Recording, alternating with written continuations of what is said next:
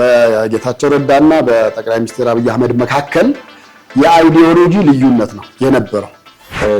አቶ ጌታቸው ረዳ ግን ያላቸውን ፖለቲካዊ ዕውቀት በተለይ ፖለቲካዊ ዕውቀቱን ሀገር ሲጠቅሙበት አላየሁም። ትግራይ ውስጥ በተፈጠረው ጦርነት ላይ ጌታቸው ረዳ በዛን ወቅት ዲሲሽን ሜከር ነበር ወይ ብለህ ጠይቅ፣ አይደለም። ያን ያክል ፓወር አልነበረውም እውነቱን ለመናገር። እዛ ላይ ያላቸው የትምህርት ባክግራውንድም ከሌሎቹ የተለየ ነው። ሌሎቹ ትጥቅ ትግል ላይ ያተኮሩ ነበሩ። እሳቸው ትምህርት ላይ በጣም የተሻለ ቆይታ ነበራቸው። የንባብ ሰው እንደሆኑ ደግሞ በጣም ይነገራል። ዳንኤል ክብረት ጋር በፊት አንድ ጋዜጣ ላይ ጽፉ ነበረ። ከዛ በኋላ ደግሞ የተለያየ ጎራ ይዘው ደግሞ አንዱ ጁንታ ይላል፣ አንዱ ደግሞ የከኔ መንግስት እያለ ስም ይጠራ ነበረ። አሁን ጸብ ላይ ነበሩ። አሁን ደግሞ መልሰው ደግሞ አንድ ላይ ሆነው መስራት ደረጃ ደርሰዋል።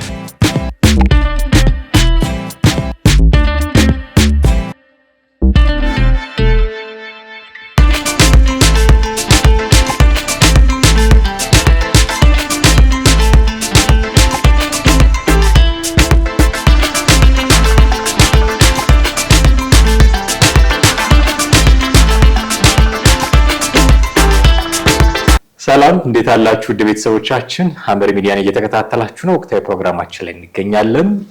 ቴዎድሮስ ካሳና ማደግፋ ከእናንተ ጋር ቆይታ እናደርጋለን። እስከ ፕሮግራማችን ፍጻሜ ድረስ አብራችሁን ትቆዩ ዘንድ የአክብሮት ግብዣችን ነው። ከኛ ጋር ሁኑ። ቴዲ እንዴት ነህ? ሰላም ነው አለን። ከሰሞኑ የዚህ የአቶ ጌታቸው ረዳ አዲስ ሹመት የምስራቅ አፍሪካ ጉዳዮች አማካሪ ሆኖ መሾማቸው ለጠቅላይ ሚኒስትሩ ብዙ ግብረ መልሶችን እያስተናገደ ነው። ከሁሉ ጎልቶ የተሰማው የአቶ ልደቱ አያሌው ትችትን በለው እንደዚህ አይነት ነገር ሲሰነዝሩ ነበረ። ሰፋ ያለ ቆይታ ነበራቸው በዚህ ጉዳይ ላይ፣ እሱን እናነሳለን። ግን አቶ ጌታቸው ረዳ እንዴት ባለ አካሄድ ወደ ፖለቲካው ገቡ፣ የቆየ ማንነታቸው እንዴት ነው የሚሉትን ጉዳዮች ደግሞ ማነሳሳት ተገቢ ነው የሚሆነው። መቼም ወቅታዊ የመነጋገሪያ ርዕሰ ጉዳይ ስለሆኑ ማናቸው አቶ ጌታቸው ረዳ የሚለውን ነገር ማነሳሳት ተገቢ ነው የሚሆነው። እንደሚታወቀው እሳቸው በተደጋጋሚ ያነሱት ነበረ። ታጋይ አልነበሩም አይደለ? ህወሓት ወደዚህ ሲመጣ ታጋይ አልነበሩም። የታግሎ ስልጣን ከያዘው ቡድን ደግሞ አዲስ የመጡ ናቸው። እሳቸው በእድሜም ከሌሎቹ አነስ ያሉ ናቸው። ምናልባት ሰውነታቸው በጣም ገዘፍ ያለ ስለሆነ ብዙ እድሜ ያላቸው ብለን ጠብቅ ካልሆነ በስተቀር በእድሜ ከሌሎቹ ከምናውቃቸው ስልጣኑን ይዘውት ከቆዩት በእድሜ እሳቸው አነስ ያሉ ናቸው። በዛ ላይ ያላቸው የትምህርት ባክግራውንድም ከሌሎቹ የተለየ ነው። ሌሎቹ ትጥቅ ትግል ላይ ያተኮሩ ነበሩ። እሳቸው ትምህርት ላይ በጣም የተሻለ ቆይታ ነበራቸው። የንባብ ሰው እንደሆኑ ደግሞ በጣም ይነገራል። 3 ቋንቋዎችን አቀላጥፎ ነው የሚናገሩት፣ እንግሊዝኛ፣ ትግርኛና አማርኛ። የየትኛው ተወላጅ እንደሆኑ እስከማትለይ ድረስ ነው የሚናገሩት በደንብ። ይሄ ሁሉ የተለየ ባህሪ ያላቸው ሰው ከየት ተነስተው ነው አሁን እዚህ ደረጃ ላይ ደረሱት የሚለውን ትንሽ መፈታተሽ ይገባናል። የራያ ሰው እንደሆኑ ያው ይታወቃል። እሳቸው ራያ ሰው ከመሆናቸው አንፃር ራያ የትግራይ ነው የአማራ ክልል ነው በሚለው ሙግት ውስጥ ራሱ አንድ እንደ ማስረጃ የሚጠቀሱ ሰውም ሆነው ደግሞ በተደጋጋሚ ጊዜ ሲቀርቡ እናስተውላለን። ምንድነው መነሻቸው? የአቶ ጌታቸው ረዳ ያልሰማናቸው በእሳቸው ዙሪያ የሚነሱ በርካታ ጉዳዮች ይኖራሉ ብዬ አስባለሁ። እስኪ ከመነሻቸው ጀምር። እሳቸውን እኔ የማውቃቸው ጽሁፋቸውን በማንበብ ነበር። አሁን ከዛ በፊት የነበረውን ታሪካቸውን አላውቅም። ግን መቀሌ ዩኒቨርሲቲ መምህር ሆነው አዲስ ነገር ላይ ጽፉ ነበር። አዲስ ነገር ላይ ደግሞ ከነ አብይ ጋር አብይ ማለት እና አብይ ጋዜጠኞቹ ማለት ነው ወደ አብይ አህመድ እንዳይወስዱት ነው ተመልካቾች። እና ከዳንኤል ክብረት ላይ ጋር አንድ ጋዜጣ ላይ ጽፉ ነበር። የሚገርመው አሁን መልሰ በስልጣን መገናኘቱ ቢኖርም እንደገና በጦርነቱ ወቅት ደግሞ ዳንኤል ክብረት የሚናገረው ጌታቸው ረዳ ደግሞ መንግስት ላይ የሚናገሩት ነገሮች እንዳሉ ሆነው ግን ሁለቱም አዲስ ነገር ጋዜጣ ላይ ይጽፉ ነበር። እና በጣም በሳምንት ቅዳሜ ከሚጠበቁት ጽሁፎች መካከል አንደኛው የጌታቸው ረዳ ነው። የዳንኤል ክብረትም እንደዚሁ ነው። አሉ ደግሞ ሌሎችም ስለ ናቢ ተክለማርያም አልፎ ስለ ፊልምም ክሪቲክስ የሚሰጡ ነበሩ። ግን በቃ በጣም አዲስ ነገር ጋዜጣ በኢትዮጵያ ታሪክ ውስጥ ጉልህ ሚና የነበረው ጋዜጣ ነው። እሱ ጋዜጣ እንግዲህ ከዚህ በኋላ ይፈጠራል ብሎ ማሰብ ይከብዳል። ያን አይነት የንባብ አብዮትን በጣም አምጥተው የነበሩ ልጆች ናቸው። ለመንግስትም አቅጣጫ እስከ ማስቀመጥ ደረጃ የደረሱ ነበሩ። ለመንግስትም አቅጣጫ እንግዲህ ለመንግስት አቅጣጫ ፕሮግራሞችን ነድፎ አቅጣጫ እስከ ማስቀመጥ ደረጃ ድረስ የደረሰው ነገር ውስጥ የጌታቸው ረዳም እጅ ነበረበት ማለት እንችላለን። አቶ መለስም አንድ ወቅት ተጠይቀዋልና እንዴት ነው ያነባሉ ወይ አዲስ ነገርን ሲባሉ አዲስ ነገርንም አዲስ ዘመንንም አላነበም የሚል ምላሽ እንደውም ሰጥተዋል አስታውሳለሁኝና ግን እዛ ጋዜጣ ላይ እጃቸውን ስክሪፕቷቸውን ያሳርፉ ከነበሩት መካከል ከዳንኤል ክብረት ባሻገር አንደኛው ተከፋዩ ጌታቸው ረዳ ይጽፉ ነበር። እዛ ላይ ያለውን ሐሳባቸውን ብዙዎች ይቀበሉታል። ለምን የጭፍን አይነት አጻጻፍ አልነበረም። እንግዲህ እሳቸው ያን ጊዜ ኢህአዴግም አልነበሩም፣ በፓርቲ ውስጥም ያልነበሩ ሰው ናቸው። በመምህርነት ደረጃ ያሉ ናቸው። በመምህርነት መቀሌ ዩኒቨርሲቲ ማለት ነው ያስተምሩ የነበረበት ሰዓት ነው።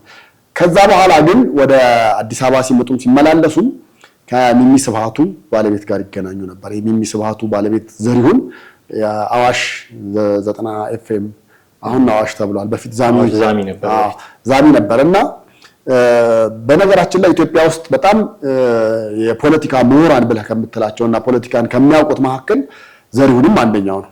በዚህ ላይ እኔ አሁን ያን ጊዜ በእርግጥ በአንድ ወቅት ኢህአዴግን ደግፎ በጣም ተነስቶ ነበረ። የኢትዮጵያ ቴሌቪዥን ፊት ስክሪን ላይ ከምታገኛቸው ሰዎች መካከል አንዱ ነው ዘሪሁን፣ የሚሚ ስብሃቱ ባል ማለት ነው። ግን ከእውቀት ጋር ነው ሲናገርም ደርዝ ያለው ነገር ነው። ኢትዮጵያ ውስጥ ካሉ ጥቂት የፖለቲካን ምሁራን መካከል አንዱ ሰው ብለህ ልትለው ትችላለህ። እና ጌታቸው ረዳን ወደ ፍሮንት ያመጣው ወደፊት ያመጣው ዘሪሁን ነው።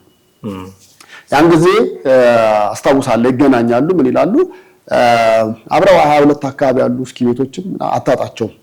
እነሱ ደግሞ በግልጽ ነው በሐላል ነው የምልህ እንደ ሚዲያ ሰው መደበቅ የሚፈልጉ ምን የሚሉ አይነት ነገርም አልነበሩም። እኔ ሚሚንም ዘሪሁንንም ሳቅ ኢቭን ትልልቅ ፕሮግራሞች ላይ ብቻ አይደለም ስክሪን ላይም ሆኖ እንደው ለተመልካች ባካችሁ ረፉ ተብለው ነው እንጂ ሲጋራ በየደቂቃው የሚለኩሱ ሲጋራ እያጨሱ ራሱ እንትን ማለት የሚፈልጉ ሰው ናቸው።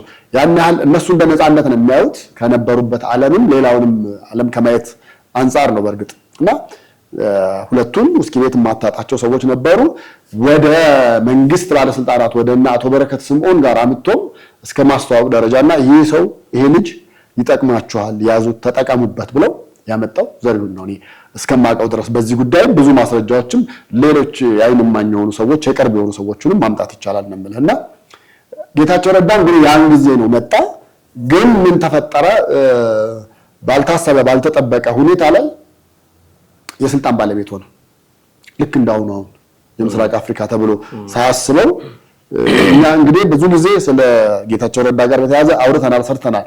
ስንሰራው ብዛት ምንድን ነው ያልነው? አንዱ ሀገር አምባሳደር ያደርገዋል ወይ ውጭ ጉዳይ ሚኒስቴር ወይ የሆነ ቦታ ብለን ነው። ያው ግምታችን ብዙ አልሸሸም አራቀም። ለምን ዞሮ ኢስት አፍሪካ ላይ መሾሙ ማለት በጣም ብዙ እንዲሰራ የሚፈለጉት ነገሮች አሉ ማለት ነው። ነገር ግን ጌታቸው መጥቶ በአጋጣሚ እንደሌሎቹም ከታች ጀምሮ ከክፍለ ከተማ ከወረዳ ምናምን ጀምረው እንደሚመጡት ሰዎች ሳይሆን ድንገት መጣ። ኮሚኒኬሽን ጉዳዮች ኃላፊ ነው እና ለአንድ ዓመት በኮሚኒኬሽን ጉዳይነት ሰርቷል። አስታውሳለሁ ማክሰኞ መግለጫ ነበራቸው። እንዴት ነበረ? በብዛት አሁን ምርጫ ቦርድ ይዞታል መሰለኝ ቢሮውን እዚህ ፍላሚንጎ ጋር ያለችውና እዛ መግለጫ ይሰጥ ነበር። እንደማንም ባለስልጣን ያን ያህል አጃቢ የሚፈልግ ሰው አልነበረም። ግን መግለጫው ላይ ግን ልክ አሁን ባለፈው ሸራተን ሲናገር እንደነበረው ሲቆጣ እንደነበረው በፊትም ይቆጣ ነበር፣ ይናገር ነበር። አንዴ እንደውም ጋኔሎች ብሎ ተሳድቧል ተብሎ ያቺ ቃል ወጣ። በእርግጥም ተናግረዋል። ያው ምን ሲናገሩ ጌታቸው እንትን የምትለው አይደለም ይኖራል። ቪዲዮዎቹን ማውጣትም ይቻላል እና የዛኔ በነበረው ስትሮንግ የሆነ አቋም ነበረው። ለመንግስትም የሚሰራ ነው፣ ለሀገር በቃ በቆራጥ ሆኖ የሚሰራ ነበር። በኋላ ነው እንግዲህ ነገሮች ሳይታሰብ ባንዴ መለዋወጥ ጀመሩና ለውጥ ሲመጣ ጌታቸው ሙሉ ለሙሉ ወደ ህወሓት ተጠቀለለ። ህወሓቶች ወሰዱት፣ ያዙት። እነሱ ከስር ጀምሮ እያሳደገ እንደመጣ ሰው አይነት ነገር ነው እሳቤ የነበረው። እንግዲህ በኋላ ጸብ መጥቶ በኋላ እሱም የክልሉ ርዕሰ መስተዳድር ሲሆንም አልቀበልም ብለው እስከ ማሰናበት ደረጃ በደረሱበት ጊዜ እስከዛ ጊዜ ድረስ ለህወሓት ታማኝ ሰው እንደነበር ነው የሚታወቀውና የባክግራውንዱ ከሞላ ጎደል የልጅነቱ ምናምን ብዙም በሌሎች ሚዲያዎች ላይ ተገለጸ። ግን ከትምህርት ጀምሮ የነበረው ሂደት ይሄ ነበር። አሁን እንግዲህ ከዳንኤል ክብረት ጋር በፊት አንድ ጋዜጣ ላይ ጽፉ ነበረ። ከዛ በኋላ ደግሞ የተለያየ ጎራ ይዘው ደግሞ አንዱ ጁንታ ይላል፣ አንዱ ደግሞ የከኔ መንግስት እያለ ስም ይጠራ ነበረ። አሁን ጸብ ላይ ነበሩ። አሁን ደግሞ መልሰው ደግሞ አንድ ላይ ሆነው መስራት ደረጃ ደርሰዋል። ይሄን ይመስላል ከብዙ ባጭሩ። እንግዲህ ጌች ሁለቱም አማካሪዎች ናቸው። በእርግጥ የአቶ ጌታቸው ረዳ በሚኒስትር ማዕረግ ስለሆነ ከፊል እንደሆነ አላውቅም። አሁን ባለፈው የ9 ወር ስራ አፈጻጸም ግምገማ ላይም ተሳታፊ ነበሩ። አቶ ጌታቸው ረዳ ምስላቸውን አይተናል። ከተሾሙ ገና 9 ቀንም አልሞላቸውም። የ9 ወር ግምገማ ላይ መገኘታቸው ትንሽ አግራሞትን ጭሮ ነበረ። ያው እንዲለምዱት ምናልባት የስራ ሂደቱን እንዲለምዱት ይረዳቸው ይሆናል ግምገማው ላይ መገኘት ብዬ አስባለሁ። እንዳልከው በቃላት ሲዋጉ የቃላት ጦርነት በሚል ደረጃ በጣም በዛ በኩል ያለውን በህወሓት በኩል ያለውን የፕሮፓጋንዳ ስራ በጣም በከፍተኛ ደረጃ ይሰሩ የነበሩት አቶ ጌታቸው ረዳ ነበሩ። ከመንግስት በኩል ደግሞ ያለውን እንደሚታወቀው የቃላት ሀብታም ናቸው። ዲያቆን ዳንኤል ክብረትም ሲሰሩ የነበሩት እሳቸው ናቸው እና ምድር ላይ ከሚዋጉት እና ከሚያዋጉት ጄኔራሎች ባልተናነሰ መልኩ የቃላት ጦርነት ሲያደርጉ የነበሩ ሰዎች ናቸው። አሁን ሁለቱም አማካሪዎች ናቸው የአንድ ጠቅላይ ሚኒስትር። ምናልባት በተደጋጋሚ እየተገናኙ የሚማከሩ ሰዎች ይሆናሉ ብለን እንጠብቃለን። ተገናኝተዋል በስራ አጋጣሚ። አቶ ጌታቸው ረዳ የምስራቅ አፍሪካ ጉዳዮች አማካሪ ሆነው መሾማቸው ምን እንደምታ ይኖራል የሚለውን ግን ትንሽ ዳሰነው ብናልፍ ደስ ይለኛል፣ የአቶ ልደቱን ጉዳይ ከማንሳታችን በፊት። ምክንያቱም ምስራቅ አፍሪካ ስንል በቀጥታ የምናወራው የኢትዮጵያ ጎረቤትም ጭምር በድንበርም ጭምር ከሚጋሯት ሀገሮች ጋርም ጭምር ነው። በድንበር የማይጋሯት የምስራቅ አፍሪካ አባል ሀገራት የሆኑ ሊኖሩ ይችላሉ አሉ። ግን በተለይ የአፍሪካ ቀንድ የምንለው ውስጥ ያሉ በቀጥታ ድንበር የሚጋሯት ሀገሮች አሉ። ከሁሉ በላይ ደግሞ የኤርትራ ጉዳይም አለ። የኤርትራን ጉዳይ ምን ብለው ነው የሚያማክሯት? የጂኦፖለቲክሱን ከመረዳት አንጻር ካላቸው እውቀት ካላቸው የትምህርት ባክግራውንድ አንጻር አቶ ጌታቸው ረዳ ትክክለኛ ቦታ ያገኙ ይመስለኛል። እውነቱን ለመናገር እዚህ አካባቢ ያለው ውጥረት በጣም ይታወቃል። የኛ ሀገር ብቻ ሳይሆን የሌሎች ትልልቅ ሀገራትም ትኩረት ያለበት አካባቢ ነው። ቀይ ባህርን አክሰስ የምናደርግበት አማራጭ ይፈልጉልን ይሆናል ተብሎ የሚጠበቃል። በዛ ደረጃ እንደውም በተጀመረው ግለት ይቀጥል ብሎ መንግስት ነው መግለጫ እስከማውጣትም ደርሷል። የቀይ ባህርን ጉዳይ አክሰስ የማድረጉን የወደቡን ጉዳይ። ስለዚህ እዛ ላይ ያላቸውን የኮሚኒኬሽን ሙያ ያላቸውን የኮሚኒኬሽን ብቃት ያላቸውን እውቀት ፖለቲካዊ እውቀት እኔ በጣም አቶ ጌታቸው ረዳን የምወቅሰው በነገራችን ላይ በእውቀታቸው ልክ ጠቅመዋል ብዬ አላስብም። ባላቸው እውቀት ልክ ሌሎቹ ብዙዎቹ የህወሓት ሰዎች ቅድም እንዳልነው ከትግል የመጡ ናቸው። ለትምህርቱ ላይ ብዙም እነ ደብረጽዮን ገብረ ሚካኤል ያላቸው የትምህርት ደረጃ በሳይንስና ቴክኖሎጂ ረገድ ሰርተውበታል። አትሊስት ቴሌ ውስጥ በርካታ ነገሮች እንደሰሩ ይነገራል፣ ይወራል ብዙ ነገር እና አቶ ጌታቸው ረዳ ግን ያላቸውን ፖለቲካዊ እውቀት በተለይ ፖለቲካዊ እውቀቱን ሀገር ሲጠቅሙበት አላየሁኝ። የኮሚኒኬሽን ጉዳዮች ኃላፊ ሆነው በሚሰሩበት ሰዓት መስራት የሚገባቸውን ለመንግስት መስራት የሚገባቸውን ሰርተው ይሆናል። ግን እንደዚህ ፎርማል ባልሆኑ ስብሰባዎች ላይ ሲናገሩ ስትሰማቸው፣ አንዳንድ ክርክሮች ላይ ሲናገሩ ስትሰማቸው ያላቸው እውቀት እና እውቀታቸውን የሚገልጹበት አርቲኩሌት አድርገው የሚገልጹበት መንገድ በጣም የሚገርም ነው። ብዙዎች ጋር አታየውም። ይሄንን እውቀቱም ላይኖር ይችላል። ያላቸውን እውቀት የመግለጽም ችግር ያለባቸው ብዙዎች አሉ። ይሄ የብዙ ባለስልጣኖቻችን ችግር ነው ብዬ አስባለሁ። እውቀቱ እንኳን ቢኖራቸው በተገቢ መንገድ የሚገልጹ አይደሉም። አቶ ጌታቸው ረዳ ግን እውቀቱም ማያንሳቸውም ገለጻውም ማያንሳቸውም፣ በሁለቱም በኩል ጥሩ የሆኑ ሰው ናቸው። ይሄንን ብቃታቸውን በአግባቡ አለመጠቀማቸው እንደው ትንሽ ይቆጫል። እውቀት እያላቸው የመናገር ችሎታው እያላቸው እንዴት ጦርነት ውስጥ እስክንገባ ድረስ የሚል ቁጭት ሁሉ ያድርብሃል። የፖለቲካዊ እውቀት ካለህና ያን የመናገር እውቀቱ ካለህ ፖለቲካ እኮ አፍተሮል ችግርን ማስወገድ ነው፣ ጦርነትን ማስወገድ እኮ ነው። አብሮ የሚኖር ሰው መቼም ይጣላል። ያንን ጸብ ያንን ግጭት ሴትል የምታደርግበት መንገድ ነው ፖለቲክስ አይደለም። በሁለት የተለያየ ፍላጎት ባላቸው አካላት መካከል ሊከሰት የሚችልን ጸብ ማርገብ መቻል ነው ፖለቲካ ማለት። እዛ ላይ እውቀት ያላቸው ትልቅ ሰው እንዴት ጦርነት ውስጥ እስክንገባ ድረስ ደረጃ ደረሰ ብሎ በጣም ሊቆጨኝ አቶ ጌታቸው ረዳ እውቀት ጥቅም ላይ አልዋለም ብዬ በዚህ ነው። እንዲህ አይነት እውቀት ያላቸው ሰው አሁን አፍሪካ ጉዳዮች ላይ የምስራቅ አፍሪካ ጉዳዮች ላይ ሲሾሙ በእርግጥም ደግሞ ጥቅም ይሰጣሉ። ማማከር ቀላል ነገር አይደለም። አማካሪ የሌለው ንጉስ ያለ አንድ ዓመት አይነግስ ይባላል።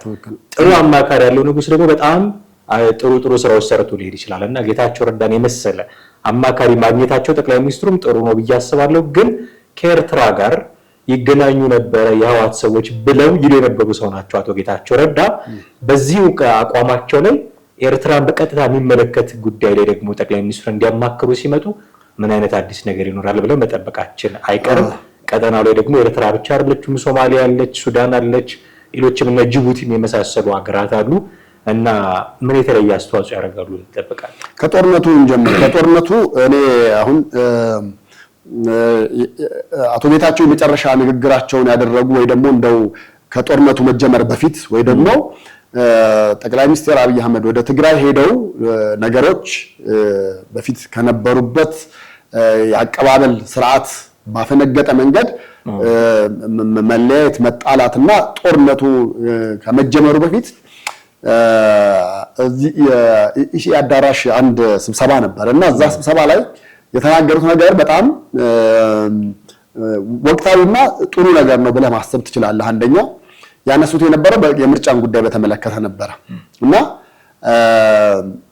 ሁሉም ሰው አይደለም ኢትዮጵያዊን ትተህ በዓለም ጠቅላይ ሚኒስትር አብይ አህመድን የተቀበለበት ወቅት ነበረ በብዙ ነገሮች።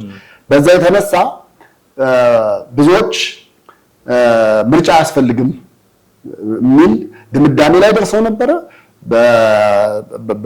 በፖለቲከኞች ብለን የምትላቸውም ኢንተርቪውም ስትጠይቃቸው ኮሜንትም ስትጠይቃቸው ምን ያስፈልገናል ምርጫ በቃ እኮ ምርጫ ስናደርግ የነበረው እንደዚህ አይነት ጠቅላይ ሚኒስትር ለማግኘት ነበረ፣ ስለዚህ በቂ ነው እና የአሁኑ ምርጫ ይሰረዝ የሚል ሐሳብ አብዛኛው ሰው በጀማ አንስቶ ቮት በሚያደርግበት ጊዜ አንድ ጌታቸው ረዳ ብቻ ነበሩ ያን ጉዳይ የተቃወሙት።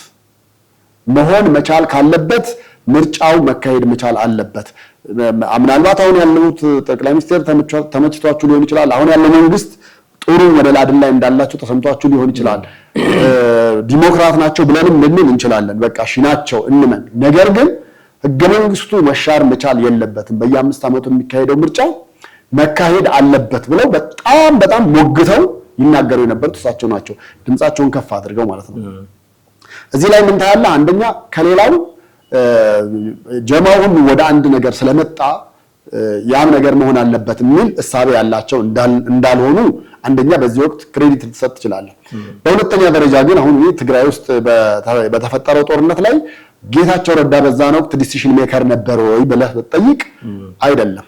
ያን ያክል ፓወር አልነበረውም። እውነቱን ለመናገር በቃ ቃል አቀባይ ነበረ። በወቅቱ የሚኖረውን በቃል አቀባይነት እንዲሰራላቸው ፈልገዋል። ከዛ ውጪ ባለው ጦርነቱ ይቀጥል አይቀጥል ወይ ደግሞ ጦር ይጀመር አይጀመር በሚለው ነገር ላይ ያ ሁሉ እኮ ሽለላ ፈረሶቻቸውን ውሻዎቻቸውን የትግራይን ባንዲራ እያለበሱ ሽጉጥ እያስታጠቁ እኮ ይዘው ሲወጡ እኮ እርግጠኛ ነኝ ሃይባይ ከሆኑት መሃል አንደኛው ጌታቸው ሊሆን ይችላል። ግን ድምፁ በህወሓት ውስጥ ሾልኮ ላይወጣ ይችላል። ዲሲሽን ሜከር መሆን የማይችልበት ሁኔታ ላይ ነው ያሉት። ለምን ትግራይ ውስጥ አይደለም ትግራይ ውስጥ ቀርቶ ለጠቅላይ ሚኒስትር መሆን የሚችለው ሰው እኮ ታጋይ ነው የሚል እሳቤ ያላቸው ናቸው። ደብረጽዮንንም ብትል ስዩም መስፍንንም ብትል ከየት መጥቶ ነው ስልጣን ያዘው ብለው የሚያስቡ ናቸውና በዛ እሳቤ ውስጥ ያለ ሰው አይደለም መሀል 4 ኪሎ ለመምጣት ይቅርና ከዛ ትግራይ ውስጥም ለሚኖረው የህወሓትም ስልጣን ራሱ የግድ ታጋይ ብቻ መሆን መቻል እንዳለበት አድርጎ የሚያስብ ማህበረሰብ ውስጥ አድርጎ የሚያስብ አመራር ውስጥ ስለሆነ ያሉት በዛ ነው ድምጻቸው ላይ ይሰማ ይችላል። ወይ ምንም ማድረግ የፈራ ይመለስ ብለው ሊሉት ይችላሉ። በቃ ምትዋጋ ከሆነ አትዋጋ ካልሆነ ግን ወይ ተመለስ ይዘው በልጽግ ተቀላቀል ብለው ሊሉት ይችላሉ። በዛ ምክንያት ድምጹ አልሰማ ብሎ ይሆናል ብዬ ነው የማስበው እንጂ ከአንድ ከተማረ ሰው ጦርነትን ወይ ጦርነት ነጋሪትን ጦርነት ናፋቂነትን ማንጠብቀው ነገር ነው። ሲቪል ዋር በሚሆንበት ጊዜ ደግሞ ማንንም ከማን መለየት ከባድ ነው የሚሆነው። ያ ሁሉ የቀድሞ ባለስልጣናት ያለቁት የሞቱት ጌታቸው ረዳም እኮ ከስንት ጦርነት ከስንት መዓት አምልጫለሁ ብለው በራሳቸው አንደበት ተናግረዋል። ብዙ በእሳቸው ይዙት በነበረው ሬዲዮ በተለያየ መንገድ ሰላይ ተቀምጦ እኮ እየተከተለ አረፉበት የተባለው ቦታ ሁሉ ድብደባ ሁሉ ተካሂዷል። ከብዙ ሞቶች መካከል አምልጠዋል። ጠባቂዎቻቸውም ሲሞቱ አምልጠዋል። እንግዲህ ይሄ ሁሉ በምንድነው የተለየ? መቼም ምንድነው ይሄ ሰሞኑን አንድ ወቅት መነጋገር የነበረው እቺ ጥይት መከላከያዋን አርጎ ነው ብለህ ማለት አትችልም። እንደዛም የሚያምን ሰው አይደለም ጌታቸው፣ በዛ ረገድ አይደለም። ነገር ግን በቃ እንግዲህ ወይ እግዚአብሔር ነገርም ሊሆን ይችላል ብለን እናስባለን። ወደ ሃይማኖት ስናመጣው በዛ መንገድ ነው ይሄ ሰው መጥቶ ነፃ ሆኖ አሁን የመጣበት። ወደ አንተ ሐሳብና ጥያቄ ስመጣ ትክክለኛም ነው። ኢስት አፍሪካን በጣም ዲዘርቭ ሊያደርግ የሚችል ይሆናል። የመንግስትንም ሐሳብ ሊያቀል ይችላል ብዬ አስባለሁ። ሰውየው ደግሞ በዚህ ላይ ውሳኔ ላይ ወደ ኋላ የሚል ሰው አይደለም። አሁን ህወሓቶች ስለማይሰሙት ነው። በዚህ አሁን ባለው በኢትዮጵያ መንግስት ጋር ባለው ነገር ግን እውነቱን ለመናገር አሁን አንዳንድ ሚኒስቴሮች ራሳቸውን ችለው ብዙ ነገር እየሰሩ ያሉዋል። ራሳቸውን ችለው እነ ብርሃኑን ማንሳት ትችላለህ። ሌሎቹንም የመከላከያዎቹንም አንዳንዶቹንም ስታነሳ የሪፎርም ስራ ሲሰሩ በራሳቸው ሲሰሩ ሰርታቸው አሳዩን ነው እንጂ የሚባለው የፒኤሙ ጣልቃ ገብነት ብዙ ጊዜ አታይምም አትሰማም። እንደውም ነፃነት ተሰጥቶን ነው የሰራ ነው ብለው ምስክርነት ሲሰጡ ትሰማለህ። ስለዚህ ጌታቸው ረዳ ኢስት አፍሪካ ላይ አሁን አንተ የዘረዘርካቸውን ነገሮች በሙሉ በተለይ የወደቡ ጉዳይ ላይ ደግሞ በጣም ጠንክሮ በመስራት አንድ ውጤት ያመጣል ብለን እናስባለን። የኢስት አፍሪካውን የጂኦፖለቲክሱንም ሂደቱንም ያውቀዋል። በቃ ጌታቸው ረዳ በዚህ ልክ ይሄን ነገር ታውቀዋለህ ብለህ ልጠይቀው የማትችለው ነው። የሶማሊያንም ነገር ያውቃል፣ የሱዳንንም አብረው ሲሰሩ የነበረበት ነው። ከሱዳን ጋርም ሌሎች ሀገራትንም ኤርትራንም ጨምረህ ባለው ነገር ጌታቸው ረዳ ዲዘርቭ ያደርጋል ይሰራልን ብዬ አስባለሁኝ። አሁን አንዳንዶች የተለየ ሐሳብ ያመጡብሃል። ህወሓቶች ተጣልተው አይደለም ይህ ሰውዬ ዝም ብለው እንደተጣሉ አስመስለው መሀል ፌደራል መንግስት ጋር ስልጣን እንዲኖረው ከዛ በኋላ እዚህ ውስጥ ያሉትን ነገሮች ሚስጥሮችን እያወጣ እንዲሰጣቸውና ደካማ ጎኑንም ነግሮ ህወሓትን ለቀጣይ ምርጫ ራሱን እንዲያዘጋጅና አሁን እንደሚታወቀው እንግዲህ ፌዴሬሽን ምክር ቤትም የትግራይ ተወካይ የለም፣ ህዝብ ተወካዮች ምክር ቤትም የለም።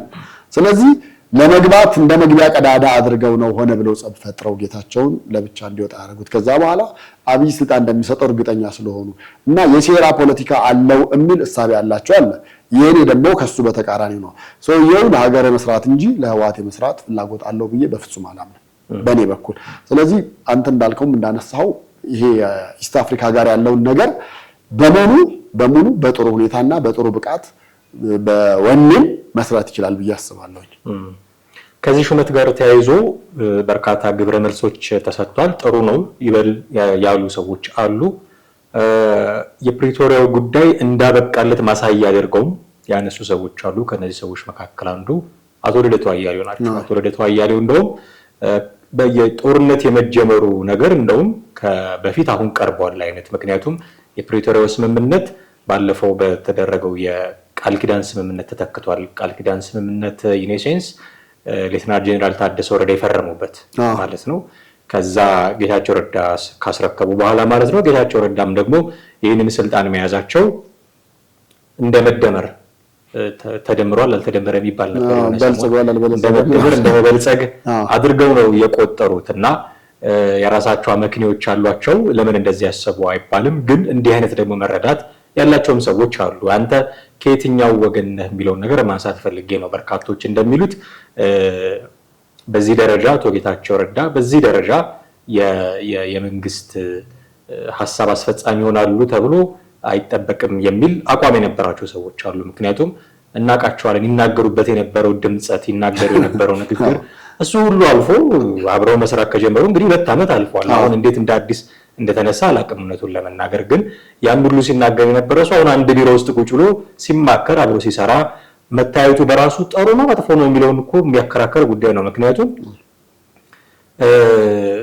በዚህ ደረጃ ሲነጋገሩ የነበሩ ሰዎች አሁን አብረው መስራት ደረጃ ከደረሱ ጥሩ እኮ ነው አይደለም? በቃ የሆነ ሺፍት አለ ማለት ነው። ከዛ አይነት ሐሳቤ ወደ ዚህኛው ሐሳቤ መተናል።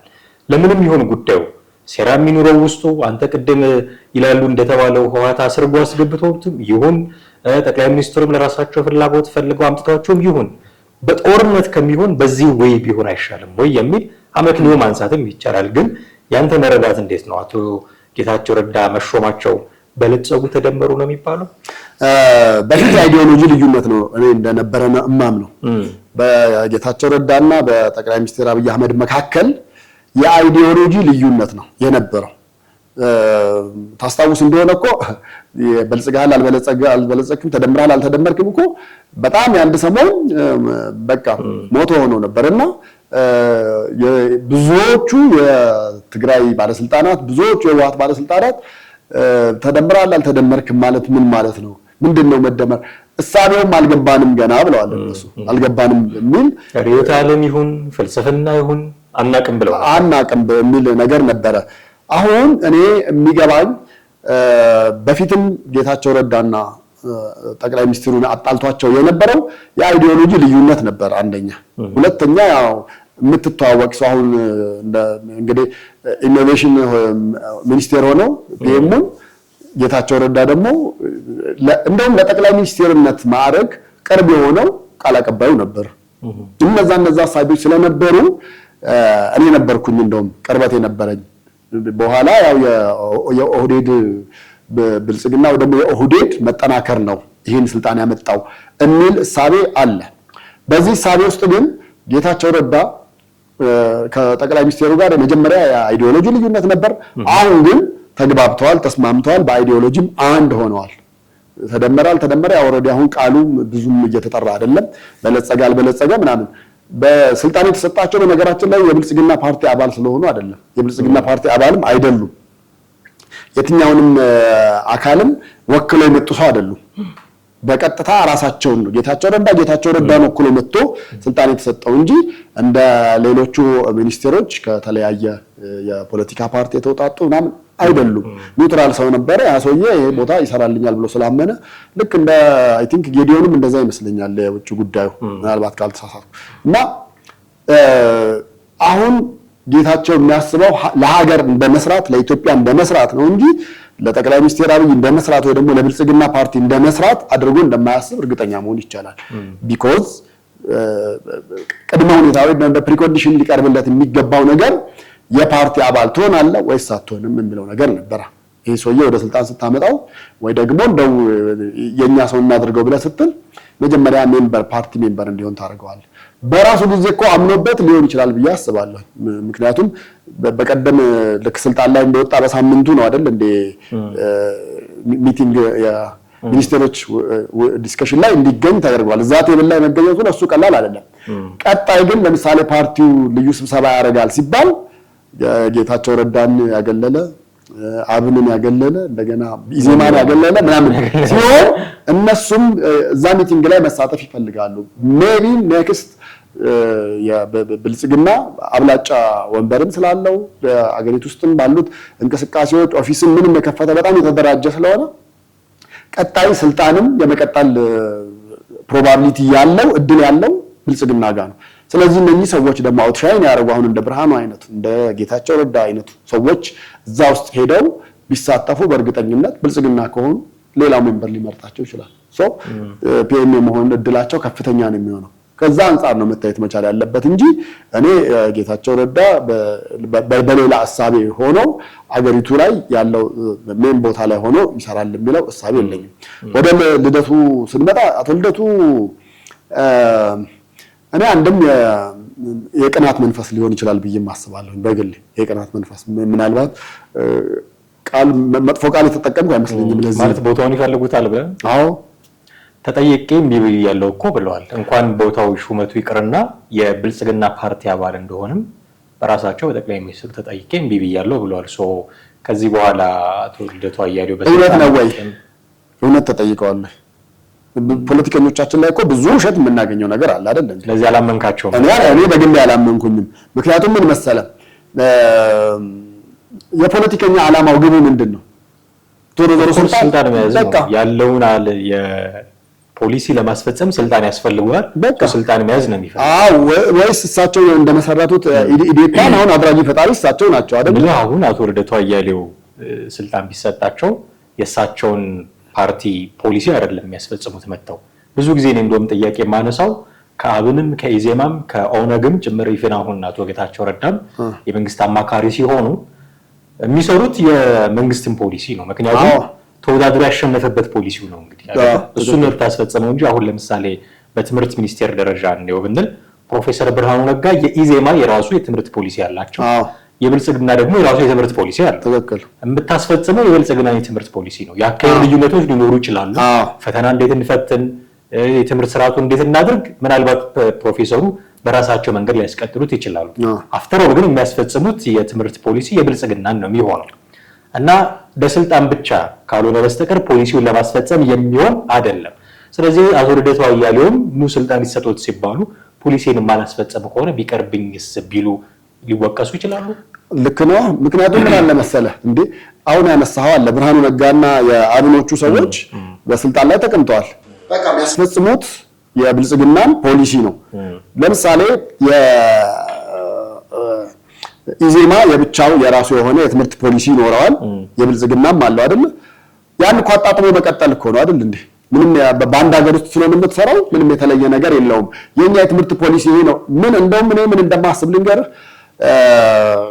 ጠቅላይ ሚኒስቴር በሚሾሙበት ጊዜ መጀመሪያ ለምሳሌ ብርሃኑን አንስተው ወይ ደግሞ ከኢዜማ ብርሃኑን ወስዳለሁ ብለው ሲያስቡ እስቲ የነሱን የትምህርት ፖሊሲ አምጡት ይላሉ። ያዩታል፣ ያነቡታል። ከዛ በኋላ የኛ የትምህርት ፖሊሲ በጣም ጥሩ ነው፣ ከኛ ጋር የሚለያይበትም ብዙ ነገር የለውም። ብርሃኑ ነጋን አምጥቼ አስቀምጠዋለሁ፣ የኛን ፖሊሲ በዚህ መንገድ ነው ሰራ። ምክንያቱም በፊት የነበረው ፖሊሲ በጣም አብዛኛው በዘመነ ወያኔ የተሰራ ስለነበረ አብዛኛው ፖለቲከኛ ብቻም አይደለም ማህበረሰቡም ህዝቡም አይፈልገውም አይወደውም ነበረ።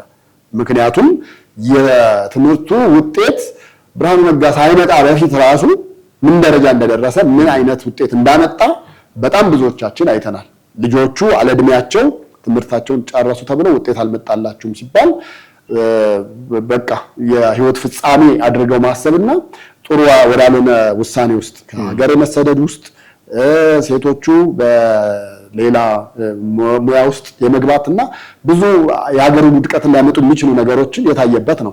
ስለዚህ ብርሃኑ ነጋ ያን ነገር አሻሽሎ ካመጣው የህወሓት ካልሆነ ምንድነው ችግር አለው ብዬ አላስብም። ስለዚህ አቶ ልደቱም እኔ ገብተህ እኮ መመካከር ይቻላል። እንደውም አቶ ልደቱ በሰላማዊ ትግል ከሚያምኑት ኢትዮጵያውያን መካከል አንዱ ናቸው። በሰላማዊ ትግል የሚያምኑ ሰው ከሆኑ ዋይኖት ለምንድን ነው ስልጣናቸውን እንደያዙ ተጠይቀው ከሆነ መጠየቃቸውን እርግጠኛ አይደለም። ምናልባት አንዱ የብልጽግና ተራ አባል ወይ ደግሞ ተራ ካድሬ ብሏቸውናል። ግን አንተ ለምንድን ነው ብልጽግና የማትሆነው? አየህ ነገ ጧት ምን ሊሉ ነው? ተጠይቄ ነበር። እኔም እኮ አንዱ ዝም ብሎ የቀበሌ ወረዳ ላይ ያለ መጥቶ ቴዲ ግን እኮ አንተ በዚህ ሙያ ላይ ከብልጽግና ጋር ለምንድን ነው የማሰራው ቢለኝ እጄን አውጥቼ ነገ ጧት ተጠይቄ ነበር። ጠቅላይ ሚኒስትሩ ጠይቀውኛል ብዬ እላለሁ። ሰው ልከውብኛል ብዬ ላስወራም እችላለሁ። የፖለቲከኞቻችን አንደኛ ጉዞ አንደኛ ሂደት ያ ነው እና አቶ ልደቱ አያሌው አልተጠየቁ። ቢጠየቁ ኖሮ እንግዲህ ይሄን ዓመት የታገሉለት ፖለቲካ ከ20 ዓመት በላይ ታግለዋል። ከ20 ዓመት በላይ አንድ ሰው ታግሎ ውጤታማ አይደለም ማለት በፖለቲካ ውስጥ ፌላሪቲ ያለው ማለት ነው። አንደኛ እኔ እንደሚገባ እሱ ላይ ያምናሉ እኮ እሳቸው። እኔ ከሰርኩኝ ፖለቲከኛ ነኝ ብለው ተናግረዋል። እስከዛሬ ድረስ የታገልኩለት ሰላማዊ ትግል ምንም መፍትሄ ሳያመጣ ቀርቶ ይኸው ጦርነት ውስጥ እየገባ ነው፣ ሰው የከሰርኩ ፖለቲከኛ ነኝ ብለዋል። ከዛ ደረጃ ራሳቸው ላይ ትችት በመሰንዘር የሚታሙ አይደሉም። ግን የፈለገ ሰላማዊ ታጋይ ቢሆን ብዙ ጊዜ ደጋግመው ይናገሩታል ሰላማዊ ትግልን እንደሚደግፉ። እንደውም ብዙ ጊዜ እንዴት አማራ ሆነው እንዴት የፋኖን ትግል አይደግፉም በሚል ብዙ ትችት ሲደርስባቸው እንሰማለን። እና አይ በቃ የፈለገ ቢሆን ለውጥ እንደውም የትጥቅ ትግል የሚደግፈው የሚረዳው መንግስትን ነው፣ አገዛዙ እንዲረዝም እድሜው እንዲረዝም ያደርገዋል መንግስትን በሚል ሰላማዊ ትግል ነው የሚያዋጣው የሚል በተደጋጋሚ ጊዜ ሲናገሩ እንሰማቸዋለን። የፈለገ ግን የሰላማዊ ትግል አቀንቃኝ ቢሆኑ ትግል ነው እና ስልጣን ይዞ መታገልና ውጭ ሆኖ መታገል አንድ አይደለም። ስልጣን ይዘህ ብትታገል ምናልባት ቅድም እንዳልነው የራሱን የምትታገለውን መንግስት ፖሊሲ እያስፈጸምክ ነው የምትታገለው። ለመተቸትም ብዙ አይመችህም እውነቱን ለመናገር። ለምሳሌ እንደነ ታዬ ደንደዓ አይነት ሰዎች እዛው ውስጥ ሆነው የሚናገሯቸው አንዳንድ ነገሮች ነበሩ። መጨረሻ ላይ የሆኑትን አይተሃል፣ ዋጋ አስከፍሏቸዋል አይተሃል። እና ውስጥ ሆኖ መታገል ነው ውጭ ሆኖ መታገል ልዩነት አለው እና የራሱ የምትታገለው መንግስት ፖሊሲ እያስፈጸምክ መታገልና ነው የራሴ ፓርቲ ያለኝ እሱም ፖሊሲ ነው ማስፈጸም የምፈልገው እና በዚህ ደረጃ ደግሞ በሰላማዊ ትግል መታገል እፈልጋለሁ ስትል የቆምክበት ስታንድ የተለያየ ስለሆነ በዛ ደረጃ ነው የምትታገለው እና የራሳቸው አቋም ያላቸው ሰው እንዴት ብለው ከመንግስት ጋር እንዲሰሩ ትጠብቃለህ?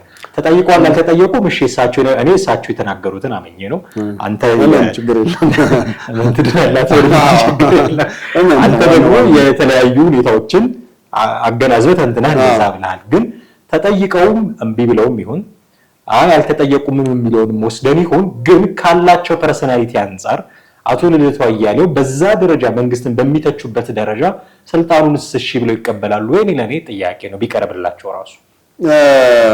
እሺ እንደዛ ከሆነ እንደው ይሁን ብለን እንኳን እንደው ብናስበው አሁን አቶ ልደቱ የትኛውን ፓርቲ ወክለው ነው ከዚህ በኋላ ወለ ስልጣን ሊበቁ የሚችሉት? አቶ ጌታቸው ረዳስ የትኛውን ፓርቲ ወከሉ? የትኛውንም አልወከሉም፣ ግን ባሉበት ዳንኤል ክብረት ፓርቲ የላቸውም። ግን አሁን አቶ ልደቱ የተናገሩትን ንግግር መልሼ እንድናገር ልታረገኝ ነው። ምን ብለዋል መሰለ? አብይ አህመድ ብዙ ጊዜ መረብ ይዘረጋልና መረብ ውስጥ አንዳንዴ ዳጎስ ያሉ ወይ ደግሞ ደንደን ያሉ ወፈር ያሉ አሳዎችን ያጠምዳሉ፣ አንዳንዴ ደግሞ ያመልጣቸዋል። ከተጠምደው መረቡ በትክክል ከውጤታማ ከሆነ መሃል አንደኛው ጌታቸው ረዳ ነው ብለው ተናግረዋል። which means እንግዲህ ብርሃኑንም ልትከታቸው ትችላለህ፣ ዳንኤል ክብረትንም እንደገና ደግሞ ኡስታዝንም እዚህ ውስጥ ልትከታቸው ትችላለህ። የትኛውንም ፖለቲካ የትኛውንም ሌላ ማህበረሰብ ሳይሆን ሜቢ በሃይማኖት ባላቸው ተሰሚነትና ተቀባይነታቸውን ቅቡልነታቸውን አግኝተው ቢራውን እንደ ልደቱ አያሌው አይነት ሰውን አመተህ እዛ ቦታ ብታስቀምጠው አንደኛ የትኛውን ቦታ እስቲ ለልደቱ ፊት ያደርጋል ብለህ ታስባለህ? እሱን ትመልስልኛለህ። በሌላ በኩል ግን አሁን ልደቱ አያሌውን አመተህ ሚዲያ ላይ ወጥቶ መናገር የለመደ ሰው፣ በየጊዜው መንግስትን መተቸት የለመደ ሰው ላለፉት 20 ምናምን ዓመታት እኔ እንኳን ሳቀው 1993 ዓመተ ምህረት 93 ምርጫ ምናምን ጀምሮ ነው እንግዲህ ከዛ ጊዜ ጀምሮ ዋን ጀነሬሽን ብለህ በለው አንድ ትውልድ አንድ ወጣት አንድ ጎረምሳ የደረሰበት ታይም ነው። እንደዛ በትችት የለመደን ሰው አመጣህ የቱ ጋር አስቀምጠው እንዲሰራ ታደርገዋለህ። አንዳንዴ እንደ ታዬ ደንደዓ ይሆንብሃል። ለምን መሰለህ? ለምሳሌ ታዬ ደንደዓ ህወሓትን በጣም የሚሞግቱ የነበሩ ኦነግ ተብለው የታሰሩ ሰው ናቸው። የተፈቱ ጊዜ እንደውም መኖሪያ ቤታቸው እኔና አንድ ወዳጄ ጋዜጠኛው ሰንሰገድ ገብረኪዳን መኖሪያ ቤታቸው ሄደን ጠይቀናቸው ነበር አቶ ታዬንና እነማን ናችሁ ብለው በጣም ተደናግጠው ነበር እና ግራ ገብቷቸው ነበር የሚያወሩንና እነማን ናችሁ አላወቅኳችሁም ሲሉ እኛ ጋዜጠኞች ነን፣ ነፃው ፕሬስ ላይ የምንጽፍ የራሳችን ሚዲያ ያለን ሰዎች ነን፣ ግን ስለእርሶ መታሰርም የደረሰቦትን መናቅም ምንጽፍ ስለነበረ ተፈተዋል ሲባል ደግሞ ማንም አልጠራንም፣ ግን መጣን ቤቷል። በጣም ደስ አላቸው፣ ተጨባበጥን ምናምን። ከዛ በኋላ የለውጡ መንግስት መጣ። አስበው የለውጡ መንግስት መጥቶ እንግዲህ ኦነግ ናቸው ተብለው የታሰሩ ናቸው ወይ ደግሞ የኦሮሞ ታጋይ ናቸው ተብለው የታሰሩ ሰው ናቸው። ከለውጡ መንግስት ጋርም ግን ተስማምተው መስራት አልቻሉም። አንድ አይደለም ከአንዴም ሁለቴ ነው በነገራችን ላይ ጸበም የነበረው ምንም የነበረው እና ውስጥ ሆነ መታገል በእርግጥ የሚያስከፍሉ ዋጋዎች አሉ። እንደ ታዬ ደንደዓ አይነት ውጭ ስትሆን እንደ ልደቱ አያሌው ደግሞ የፈለከውን እንድትናገር ውጭ ስልህ ከአገር ውጭ ሆነ አይደለም እዚሁ አገር ውስጥም ሆነ ግን ከፓርቲም ከብልጽግናም ተለይተህ ጥሩ እንትን ለብልጽግና ላይ አሪፍ በጥሩ የተከሸኑ ቃላቶች እያመጣህ እየተናገርክ እንትን ማድረግ ትችላለህ እና በዛ ልክ ለሚሆነው ነገር ዲዘርቭ የሚያደርግ ሰው ነው ልደቱ እንጂ ከዛ ውጪ በየትኛው ስልጣን ላይ የትኛው ቦታ ላይ አመተን እናስቀምጠዋለን ወይንስ በግሉ ይወዳደርና ፕሬዚዳንት እናደርገው? ያው ፕሬዚዳንት በሀገራችን በግሉ ተወዳድሮ ከፖለቲካ ከነፃ የሆነ ሰው ነው ወይ ደግሞ ከፓርቲ ነፃ የሆነ ሰው ነው ይባል የለ እንደዛ አድርገን በፕሬዚዳንት ቦታ እናስቀምጠው፣ ጠቅላይ ሚኒስትሩ ቦታ ሌላ ፓርቲ ምን ቦታ ታስቀምጠዋለህ ልደቱ አያሌው? አሁን ቀድሞ ነገር ስልጣኑንም አይፈልጉትም። ምክንያቱም ሰላማዊ ታጋይ ነኝ ይበሉ እንጂ ስልጣን ይዤ ውስጥ ገብቼ ታገላለሁ የሚል አቋም ስለሌላቸው ስልጣኑንም አይፈልጉትም የሚል አቋም ነው ያለኝ። ግን ቢሆኑ ለምን ወንታት መታገል ፈለጉ? ሀገር ውስጥ ነው ትግል ውጤታማ የሚሆነው አቋም የሚል አቋም አላቸው። ውጪ ሆነ ትግሉን መርዳት መደገፍ ነው እንጂ መምራት አትችልም። የትግሉ መሪ መሆን ከፈለክ ሀገር ውስጥ መግባት አለበት የሚል አቋም አላቸው። ለዛ ነው መምጣት የሚፈልጉት። ስለዚህ ተጠይቀውም እምቢ ብለውም ይሁን አይሁን እኔ ስልጣኑን ይፈልጉታልም ብዬ አላስብም እውነቱን ለመናገር። ምክንያቱም ያላቸው አቋም ለምሳሌ ስለ ኮሪደር ልማቱ እናንሳ። ለምሳሌ ኮሪደር ልማቱን አቶ ልደቱ አያሌው እንዴት ነው የሚያዩት? ከህዝብ ከአንድ ቦታ ወደ ቦታ በመነሳት በሚደርስ ጉዳት ልክ ነው የሚያዩት ወይንስ በመዋቧ አዲስ አበባ ጥሩ በመሆኗ ነው የሚያዩት ወይንስ ጊዜውን ባልጠበቀ ልማት ነው የሚያዩት? የኑሮ ውድነቱን ማረጋጋት ሲገባው ሌላ እንደገና የኑሮ ውድነቱን የሚያባብስ ጤፍ እንደዚህ እንዲወደድ ያደረገ አንድ ሰሞኑን የ7 ዓመቱን የጠቅላይ ሚኒስትሩን ጉዞ ሲገመግሙ አንድ በርከት ያሉ ሰዎች ሲናገሩ ነበረ። እኔ አዲስ አበባ እያለሁና አሁን ያለው የጤፍ ዋጋ ልዩነቱ በጣም የትየለሌ ነው። ስለዚህ ኑሮ ተወዷል። ያንን ማረጋጋት አልቻለም መንግስት። ከዛ ይልቅ የሚያተኩረው ሌሎች ነገሮች ላይ ነው የሚል ትችት ይሰነዝሩ ነበር። ይሄንን አቋማቸውን ይዘው የመንግስት ስልጣን ውስጥ ቢገቡ ከማን ጋር እናወዳድራቸው መሰለ? ከአቶ ግርማ ሰይፉ ጋር እናወዳድራቸው። የኢዜማው አቶ ግርማ ሰይፉ ቀን በቀን ቢጽፉ ቢናገሩ የኮሪደር ልማቱን እያንቆለጳጳሱ ጥሩ ነው እያሉ ሄደው የጎበኙትን እየተናገሩ ነው። መብታቸው ነው። ያዩት ጥሩ ነገር ሊኖር ይችላል። ማሞገስ መብታቸው ነው። አቶ ግርማ ሰይፉ በዚህ ደረጃ የመንግስት ስልጣን ውስጥ ገብተው ለመስራት አይቸገሩም ማለት ነው። ያመኑበትን ነገር እየሰሩ ነው። መንግስት ጥሩ ነገር እየሰራ ነው ብለው ያምናሉ። ያንን ለማስፈጸምም ደግሞ የሥራ ድርሻ ወስደው እየሰሩ ነው። ይሄ ነገር ጥሩ አይደለም፣ መስራት የሚገባው ቀድሞ መስራት የሚገባ ሌሎች ነገሮች አሉ ብለው የሚያምኑት አቶ ልደቱ አያሌው የመንግስት ስልጣን ውስጥ ቢገቡ እንደ አቶ ግርማ ሰይፉ አይደለም የሚናገሩት፣ ሌላ ነገር ነው የሚናገሩት። ምናልባትም ትችት ሊሆን ይችላል። በዛ ደረጃ የሰመረ የሥራ ግንኙነትም ላይኖራቸው ይችላል። ስለዚህ ስልጣኑን ይቀበሉታል ብዬ አላስብም። ስለዚህ በዚህ ደረጃ የአቶ ጌታቸው ረዳ አዲስ ሹመት ቅናት ላይ ይጥላቸዋል ብዬ እውነቱን ለመናገር እኔ አላስብም። እኔ ደግሞ ልም ያለ ድብን ያለ ቅናት ላይ ነው ብዬ አስባለሁ። ለምን ሰውየው ያቋም ሰው መሆን አለበት የሚል ወይም ደግሞ በዚህ ደረጃ አልጠብቃቸውም ጌታቸው ረዳን የሚል ንግግርም የተናገሩት።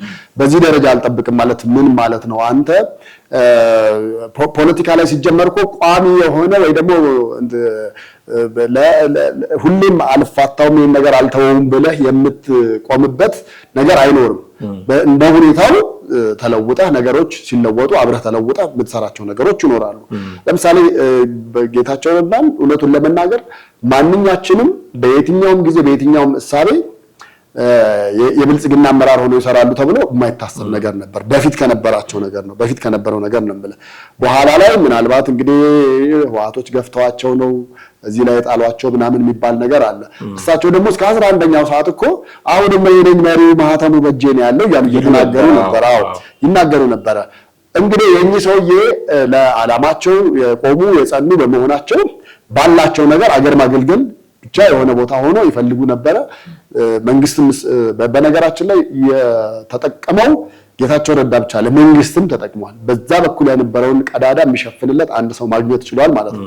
እንደዛ ነው። ከዛ ውጭ ግን እኔ ልደቱ አያሌው ፖለቲካ ላይ ሆኖ ስልጣን አይፈልግም እንግዲህ ወይ ዋልድባ ወይ ደግሞ እስጢፋኖስ ገዳም ስልጣን አይፈልጉም ሳይሆን የመንግስት ስልጣን ውስጥ አሁን ያለው የሌላ ለምሳሌ አሁን ያለው በአቅም ውስጥ አይፈልግም መግባት አይፈልጉም እንጂ ስልጣን አይፈልጉም የሚል አመለካከት የለኝም።